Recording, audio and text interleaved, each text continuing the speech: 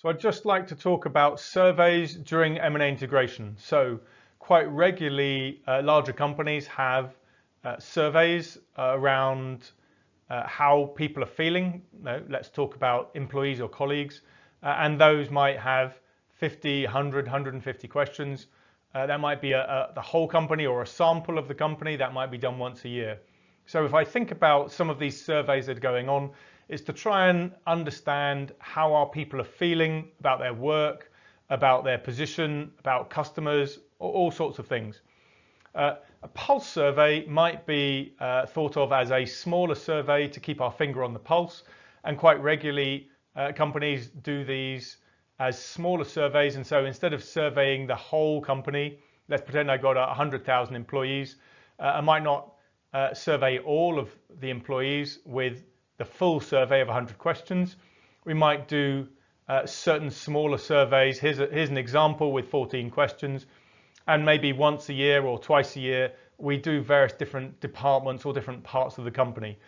So if I think about that structure that may be in place in a large company and quite regularly is not in place in a medium or small size company, certainly if we've got a small enough company, 20 employees, well, we can talk to all of our employees and know how they think and feel. And so maybe a survey is just not needed.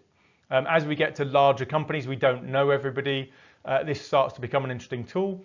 And with technology changes over the last 5 to 10 years, this becomes very, very simple and easy to do, very cost effective. And really, we're just talking about the amount of time people are going to spend filling it in, and that takes them away from their day-to-day job, whether they're going to fill it in honestly and helpfully, and the amount of time and effort we're going to have analyzing it. And really the discussion is, once you've done it, is it useful to you? Are you going to do anything with the information? If it tells you to do something, will you do it?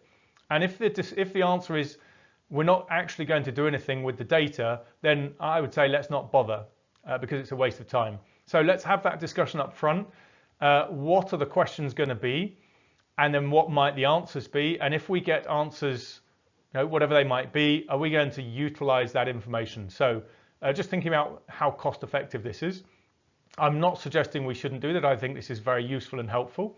And this is an example, firstly, to show you some of the questions that we might be asked.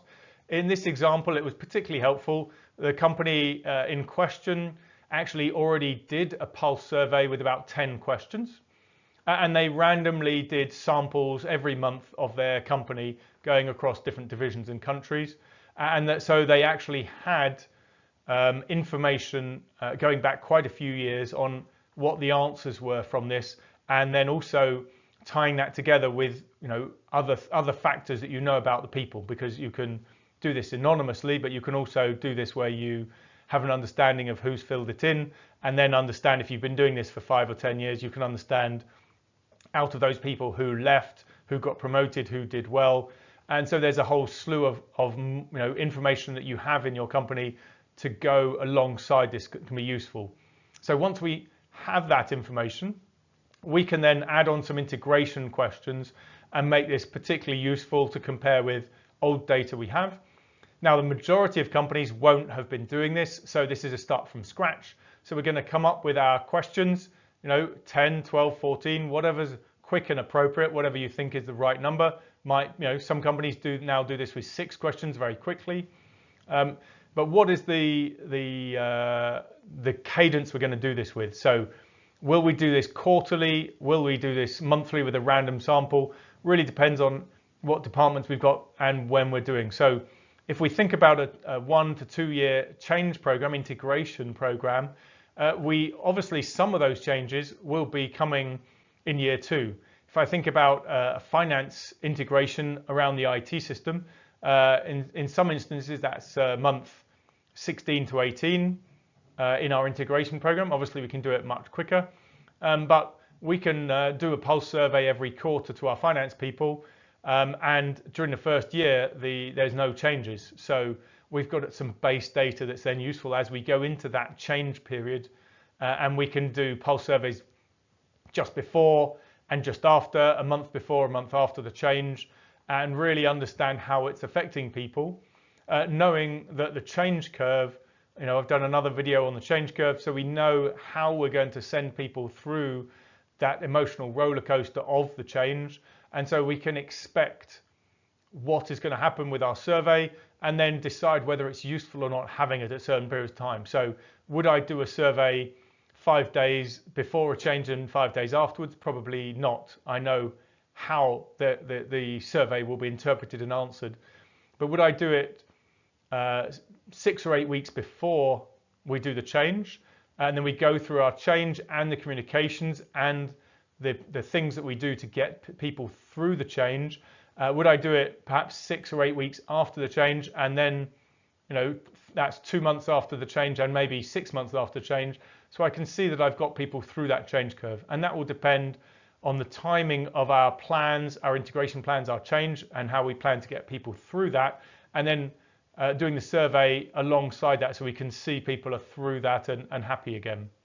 So quite useful tool here, and relatively cheap and cost effective to use. Obviously quite a bit of thinking needs to go into this, and usually our HR department can help us with some of the thinking around this, and this goes into our integration change plans that go alongside the HR work stream and also the work streams where we're actually doing the change and delivering the change. I'm Danny Davis. I've helped plan and run the European side of a $6 billion deal. That's 30 work streams across 30 countries. I wrote the book M&A Integration, as you can see here, How to Plan Integrations. You can buy that on Amazon. I've been a guest speaker at London Business School for more than 2 decades on the topic of M&A integration. I consult, I coach, I train M&A integration. Here's my email address and phone number. Send me an email, give me a call.